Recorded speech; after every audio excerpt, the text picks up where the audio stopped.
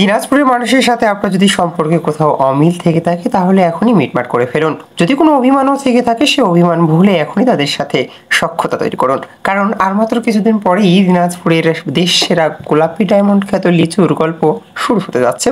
প্রতি বছরের ন্যায় এবছরও দিনাজপুরে ছড়িয়ে ছিটিয়ে থাকা কয়েকশো হেক্টর জমিতে এবছরও লিচুর ফলন লক্ষ্য করা গেছে। যদিও বা একটু কম ফলন হয়েছে, তাতেও যেন রং কালার আসতে শুরু করেছে ইতিমধ্যেই। বাংলাদেশের সর্বত্রই কম বেশি লিচুর চাষ করা হলেও বাংলাদেশের দিনাজপুরের লিচুর যেন অসাধারণ চাহিদা রয়েছে দেশের বাজারে। দেশের মানুষের কাছে দিনাজপুরের লিচুর অন্যরকমের গ্রহণযোগ্যতা রয়েছে। তাই আপনার সম্পর্কের সাথে সাথে যদি কোনো ধরনের বন্ধু বান্ধবের কাছ থেকে 100, 200, 1000 লিচুর তোহফা পাওয়া যায়, সেক্ষেত্রে সম্পর্ক উন্নয়নটা এখনই করা জরুরি।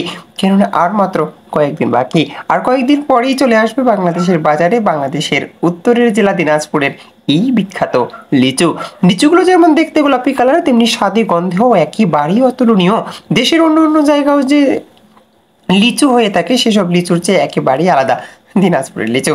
দিনাজপুরের লিচু নিয়ে আমাদের ধারাবাহিক গল্প থাকছে, আমাদের সাথেই থাকুন।